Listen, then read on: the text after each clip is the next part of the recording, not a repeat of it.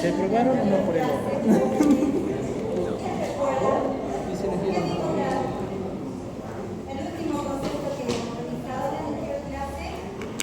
¿Qué hemos hecho?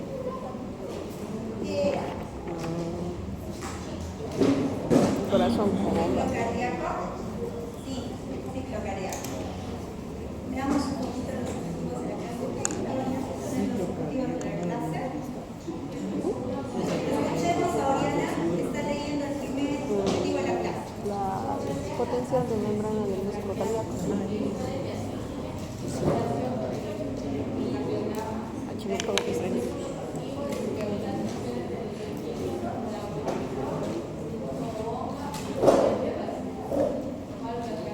Hasta ahí. Allá. El tercer objetivo. Usted. Por favor. Objetivo número 3.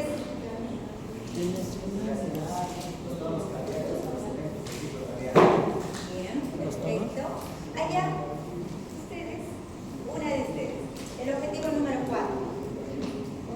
Explicar los conceptos de precarga y poscarga y su influencia con el gasto cardíaco. Bien. Y finalmente, aquí, por favor. Ajá. Detallar los mecanismos de regulación del bombeo cardíaco, incluyendo el mecanismo de Starling y el control de velocidad de clasificación. Muy bien. Muy bien. Entonces, veamos un poquito en qué consisten las fases del ciclo cardíaco, ¿sí? Que involucran la sístole, ¿sí? Que hace referencia a lo que sería la contracción ventricular, ¿sí? Y la diástole, que hace referencia a el efecto contrario de la contracción, la relajación ventricular, ¿sí? Y vamos a relacionar todas estas fases ¿con qué? Con el electrocardiograma. Bien, vamos a procurar ver cómo, mientras se va produciendo la contracción y relajación del músculo cardíaco, sobre todo a nivel de los ventrículos, a nivel de las aurículas, a nivel de los ventrículos, cómo eso se esquematiza de manera eléctrica, ¿sí? En toda la pared torácica, ¿sí? Para que nosotros podamos registrar el electrocardiograma cuando lo realizamos. ¿Bien? Vamos viendo un poquito de conceptos. Bien, entonces empecemos definiendo qué será el ciclo cardíaco. Y el ciclo cardíaco se denomina así, ¿sí? A los fenómenos cardíacos que se producen desde el comienzo del latido cardíaco hasta el comienzo del siguiente. ¿Bien? Cada ciclo cardíaco está iniciado por la generación espontánea de un potencial de acción donde en el nodo sinusal, el cual se encuentra, ¿no es cierto?, en la pared de la aurícula derecha, ¿sí? Este potencial eléctrico viaja por ambas aurículas, ¿sí?, de manera muy rápida, ¿bien? Y después, a través de la aurícula ventricular, viaja hacia los ventrículos, ¿sí? Y incluye dos fases, una fase denominada sístole y una fase denominada diástole. La fase de sístole hace referencia a la contracción, ¿sí? A la contracción. ¿Y en qué consiste? Es la contracción isovolumétrica de los ventrículos, ¿sí?, con aumento de la presión ventricular y cierre de las válvulas auriculoventriculares. En el proceso de la sístole, cuando el corazón se prepara, ¿sí?, para bombear la sangre, bien, a medida que se va llenando, se llena normalmente durante la diástole. Pero cuando ya el ventrículo está lleno, ¿sí?, no solamente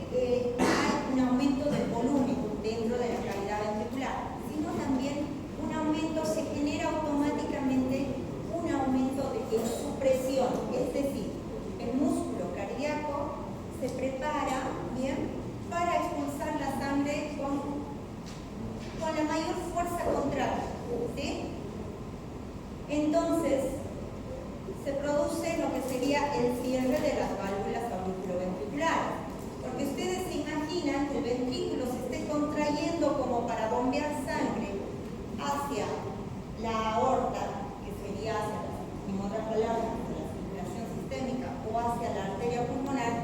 Si se está preparando el ventrículo para bombear la sangre, imagínense si las válvulas auriculoventriculares estuvieran abiertas, ¿no es cierto? Que el corazón no tuviera esa fuerza para poder bombear la sangre. Las válvulas tienen que estar cerradas, ¿sí? Entonces el corazón toma más fuerza para poder impulsar la sangre y bombearla hacia toda la circulación sistémica, ¿sí? Entonces, se produce en la fase de la sístole, se produce una contracción isovolumétrica del ventrículo con un aumento de la presión ventricular, cierre de las válvulas auriculoventriculares. ¿Y qué se produce acá? Algo elemental. Se produce la eyección, ¿sí? La eyección del volumen sanguíneo de ese ventrículo, ¿sí? Y eso se produce gracias a que cuando la presión en los ventrículos empieza a aumentar, porque ya se ha llenado de sangre, ¿sí? Que fueron vaciadas desde las aurículas, ¿sí? Cuando se empieza a llenar a razón de 150 ml, la literatura dice que, ustedes van a leer en el libro de Guyton, dice que ya cuando algunas veces llega a llenarse hasta 180 ml. Cuanto más se llena el ventrículo, ¿sí? La fuerza de contracción es mayor. Y ya lo vamos a ver en mecanismo de Frank-Starling. ¿Qué es lo que pasa? Porque la fuerza de contracción es mayor. Entonces, cuando va ocurriendo eso, cuando va aumentando la presión a nivel del ventrículo, ocurre, por ese aumento de la presión, una apertura de las válvulas semilunares, ¿sí? Hay una apertura en las válvulas semilunares que están ¿dónde? Tanto en la aorta como en la arteria pulmonar, ¿sí? Y entonces eso genera ese aumento de presión en el ventrículo, tanto derecho como izquierdo, ese aumento del volumen sanguíneo, ese llenado de esos ventrículos, es como que vence la presión, ¿sí? De estas válvulas y las abre y genera la salida de sangre desde los ventrículos tanto hacia la aorta como hacia la arteria pulmonar. ¿Bien? Por supuesto, la sangre que sale desde el ventrículo izquierdo hacia la aorta va hacia ¿dónde? Hacia toda la circulación sanguínea, ¿sí? A irrigar, a brindar irrigación, cerebro, miembros superiores, tronco, miembros inferiores. ¿Bien? Circulación sistémica. Entonces, en eso consiste la sístole. Veamos entonces a qué hace referencia la diástole en lo que sería el ciclo cardíaco. Y la diástole hace referencia esta fase a la relajación del músculo cardíaco, ¿sí? Básicamente de los ventrículos. Entonces, ¿qué ocurre en esta fase? Hay una disminución de la presión ventricular. Recuerden que acaba de el músculo cardíaco a nivel de los ventrículos acaba, durante la sístole, acaba de expulsar la sangre hacia la circulación sistémica y hacia la circulación pulmonar. Entonces, ¿qué es lo que ocurre? Que hay una disminución de la presión ventricular. Recuerdan que había aumentado muchísimo la presión para poder bombear la sangre.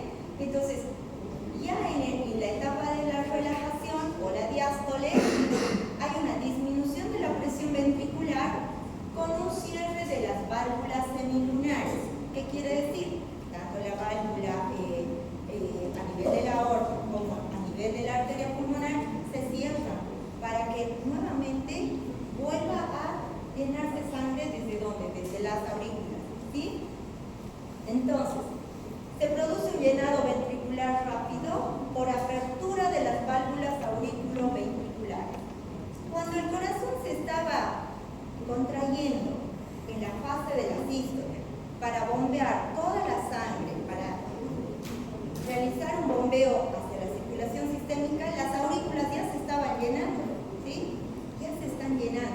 Entonces, cuando ocurre la etapa de la diástole o relajación de lo que serían los ventrículos, ¿sí? Hay un llenado ventricular rápido por la apertura de las válvulas auriculoventriculares y hay además, no solamente ocurre porque las válvulas se abren, sino que continuamente sigue llegando sangre hacia los ventrículos de manera pasiva desde las aurículas, ¿bien? Y posteriormente, aún así se sigue dando un llenado lento. ¿Sí? ¿Qué quiere decir esto? Entonces, si bien nosotros por ahí, si vemos un video del ciclo cardíaco, ustedes solo van a ver que el corazón de pronto, los ventrículos se llenan de sangre, ¿sí? Se llenan de sangre, que es la relajación, y ¡bum! Bombeo. Pero si nosotros lo vemos en la teoría, no es así, ¿no?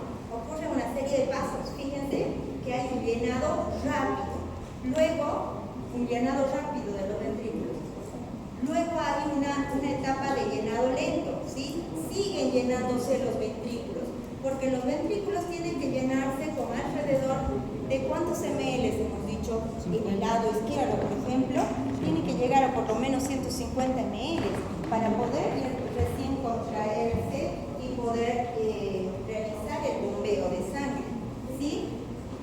Entonces, si nosotros vemos en la teoría, resulta que el ventrículo se va llenando en una fase rápida, luego de manera pasiva, por un flujo pasivo, y luego hay un llenado ventricular lento. ¿Bien? Esto hace que en esta etapa, ¿qué es lo que ocurre? Hay una contracción auricular. ¿Qué quiere decir?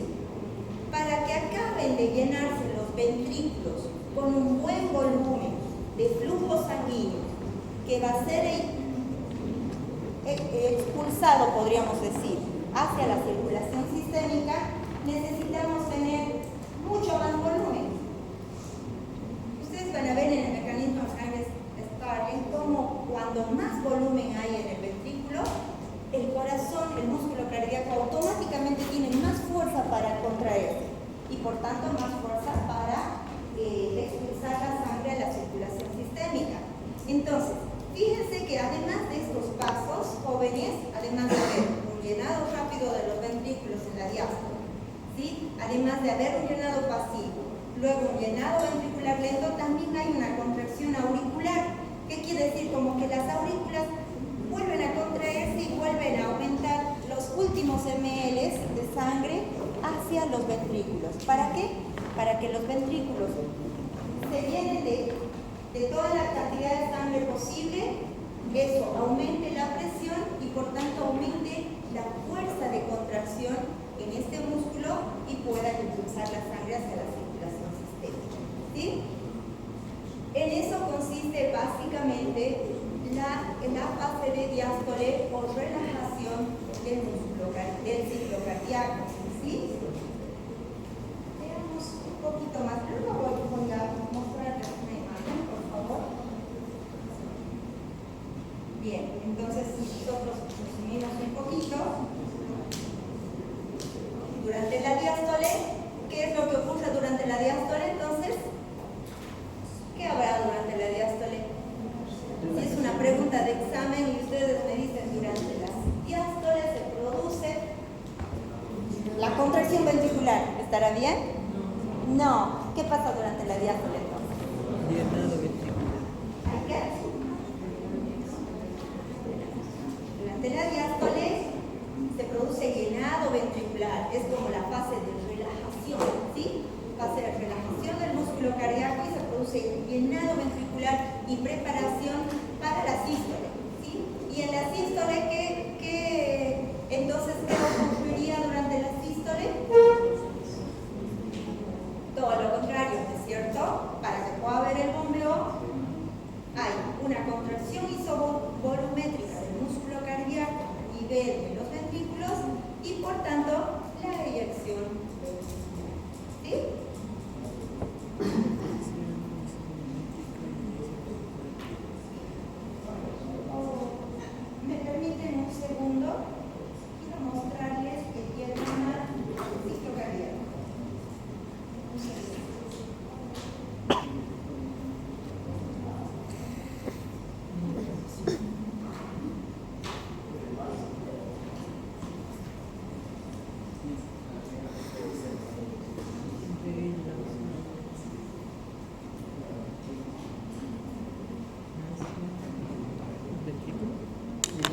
es un lápiz o un lapicero? Lápiz. Wow.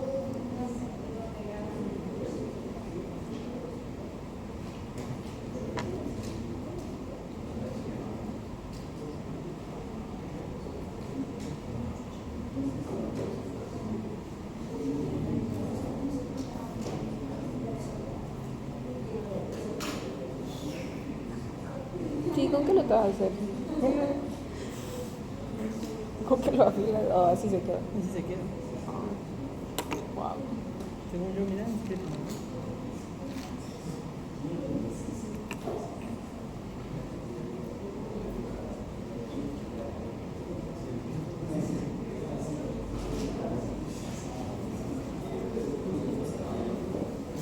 ordenador de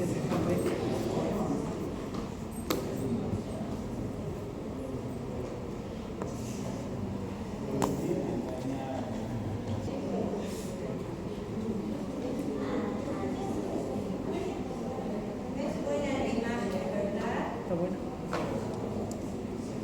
Sí, eso no es lo que explicamos Efraín y yo. Sí, creo que así se debemos decir.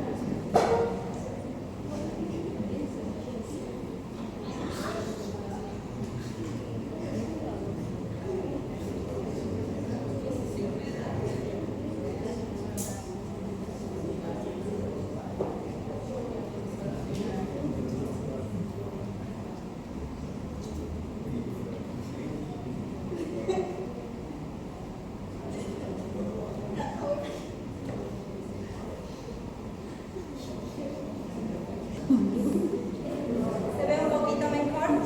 ¿Sí? Bien. Mil disculpas, no se pegó la imagen, pero es importante que nosotros la podamos relacionar. ¿Saben por qué? Si nosotros podemos visualizar en la imagen que está en la parte de arriba, Sí, ¿sí? sí, a la Habla de lo que son las presiones, ¿sí? Y la imagen de la parte de abajo, ¿sí? Luego de la cuarta línea que vemos ahí, habla de todo lo que es el volumen, ¿bien? ¿Y por qué quería que vean esta imagen? Porque fíjense cómo se relaciona con qué, con lo que vamos a ver ahora, con el electrocardiograma. Entonces, nosotros vamos visualizando qué es lo que ocurre a nivel de la aorta, ¿sí? Fíjense ustedes cuando nosotros hablábamos de contracción isovolumétrica, ¿sí? Fíjense cómo ocurre en la línea azul, ¿sí? Un cierre de la válvula, ¿sí?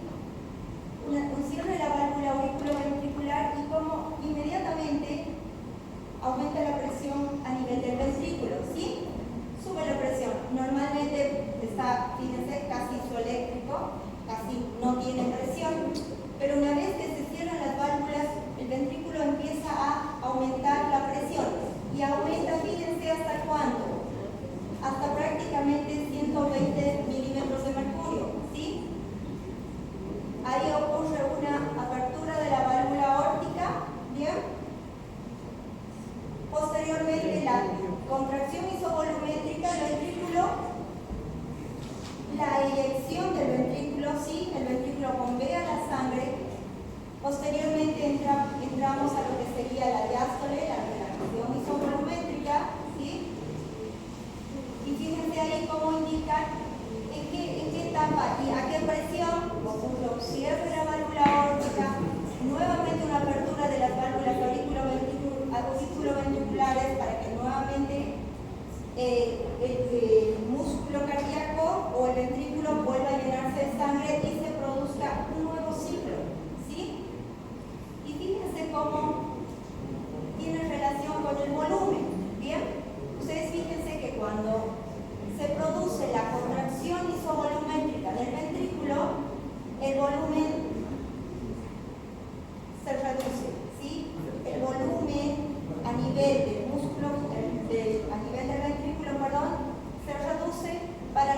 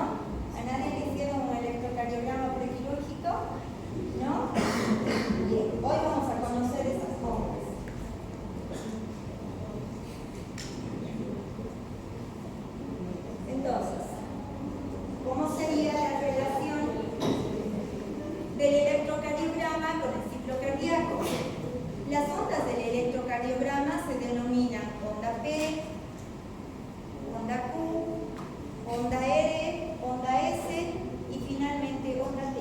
¿Sí? Nosotros normalmente decimos onda P, complejo QRS, ¿sí? Ya vamos a ver qué traduce cada uno de ellos, y onda T.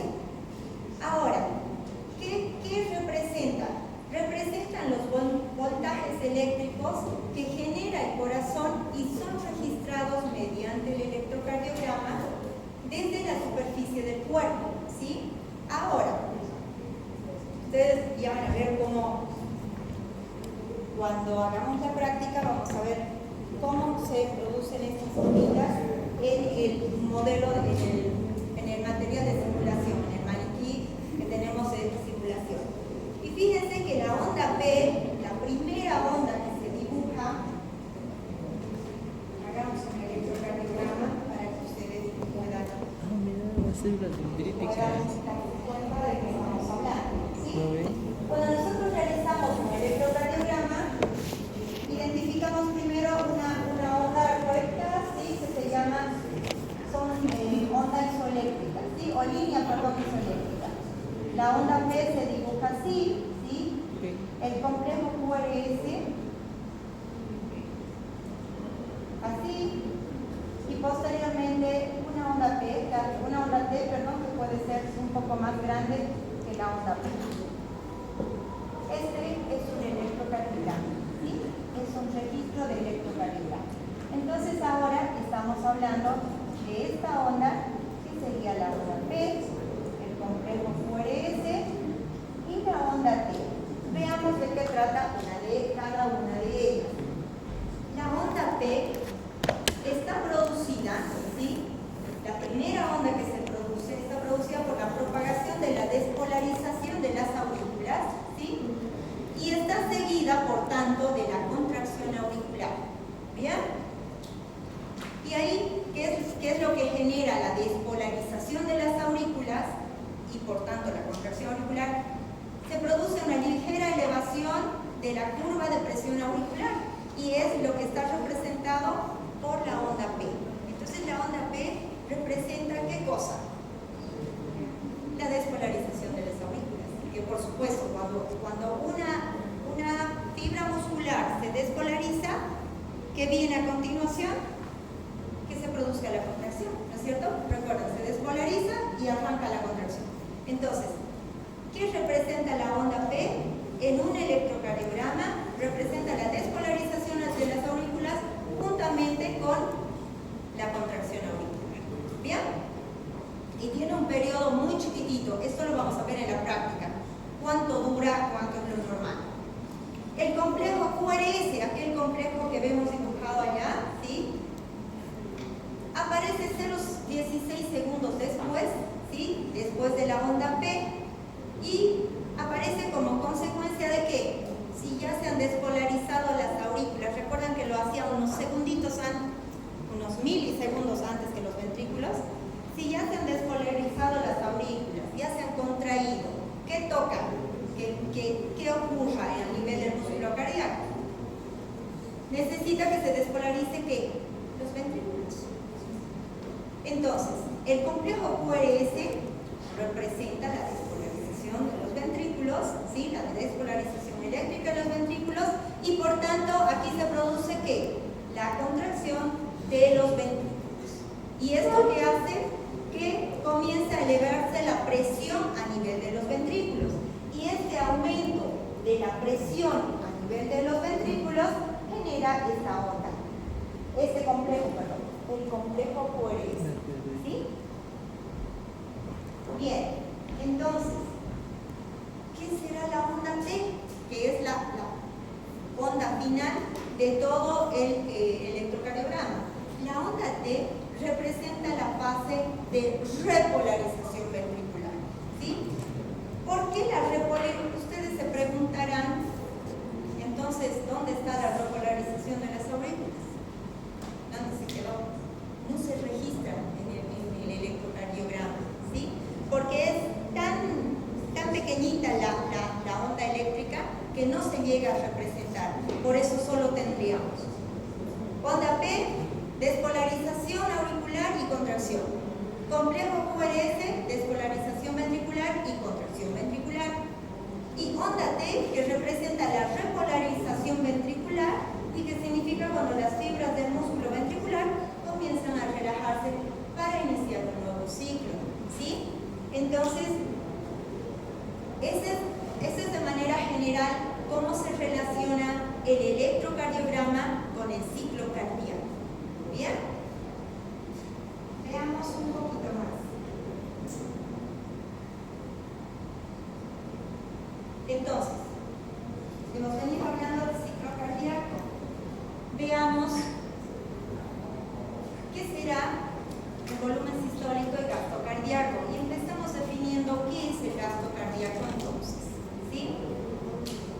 El volumen sistólico, previo, es el volumen que bombea el corazón durante cada latido.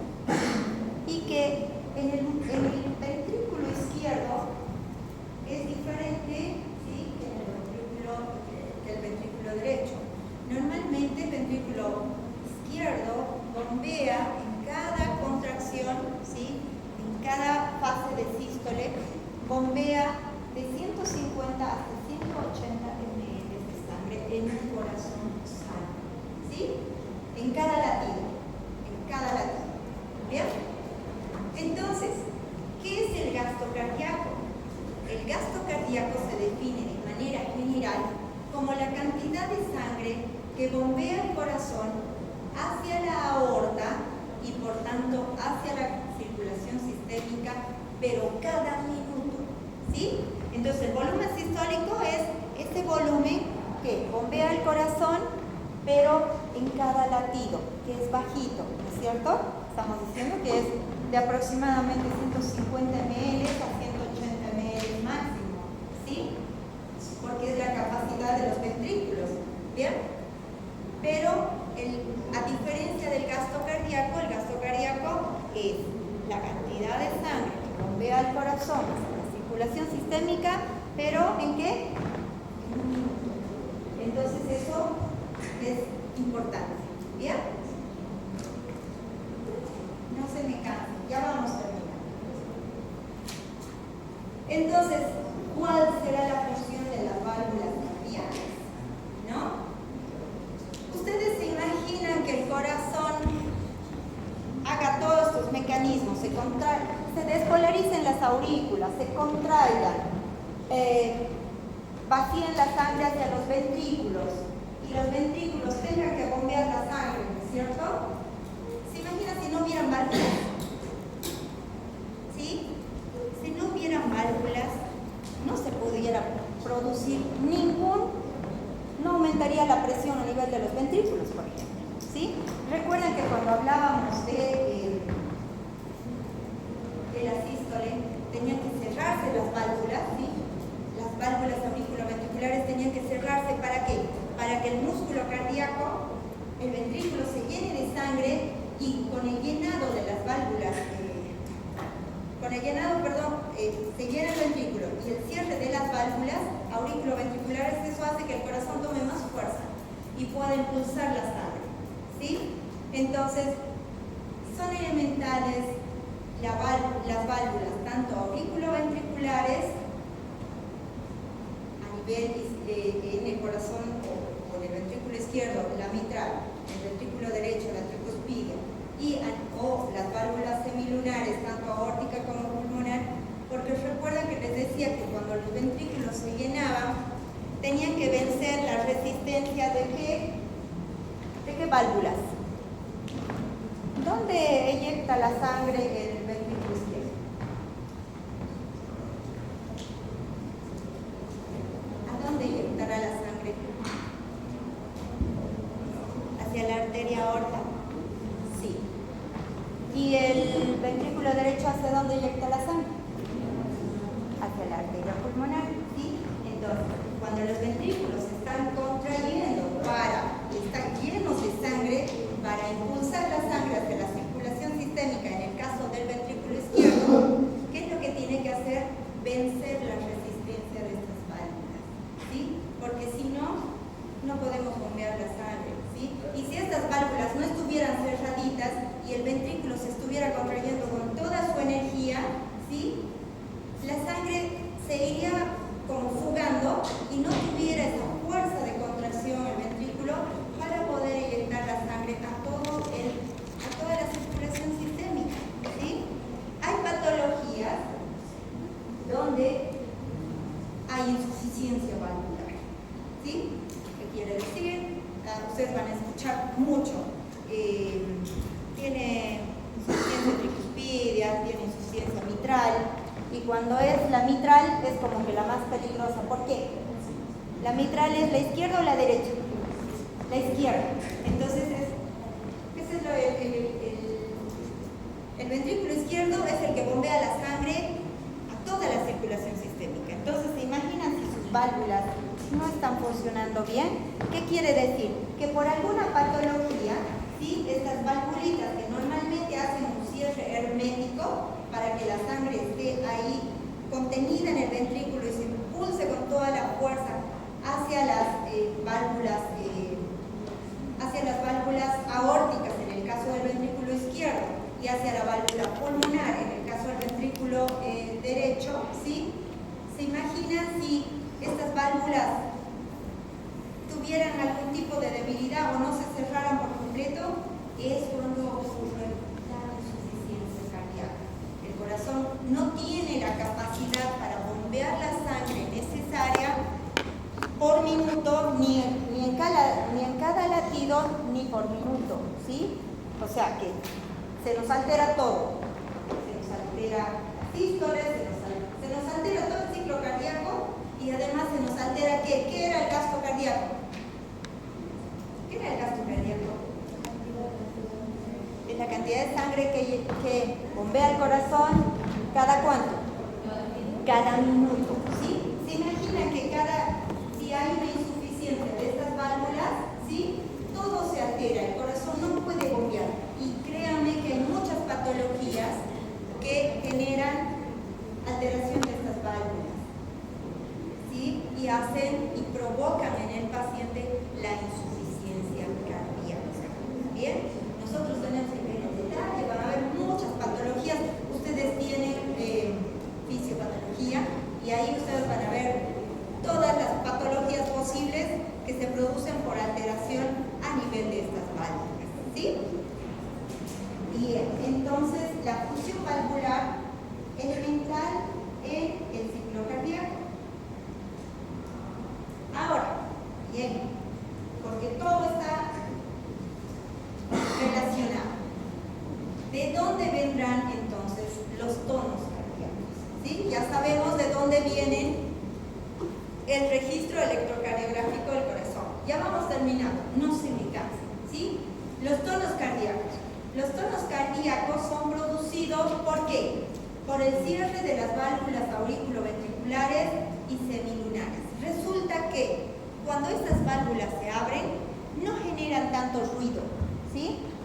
No generan tanto ruido y por tanto no se puede registrar, no se puede auscultar con el estetoscopio.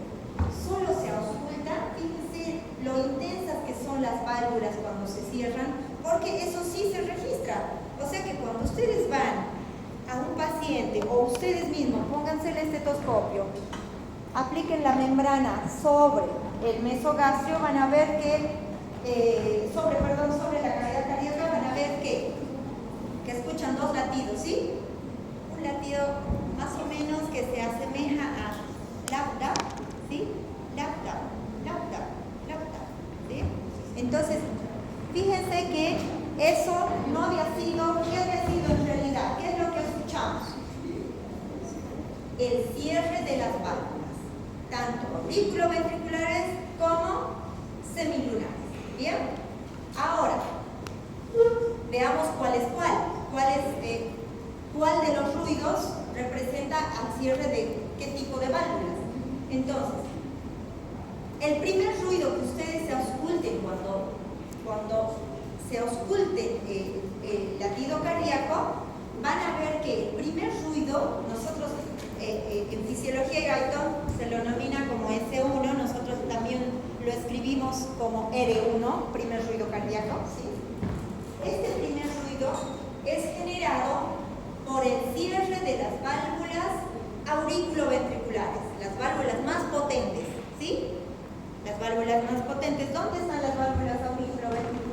me dice la mitral y la tricuspidia.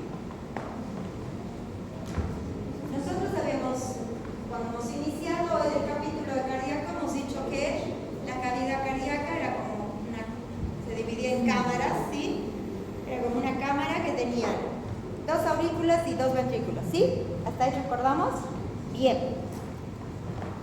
Y la aurícula y el ventrículo izquierdo lo dividíamos como una bomba y la aurícula y el ventrículo derecho como otra bomba, ¿sí?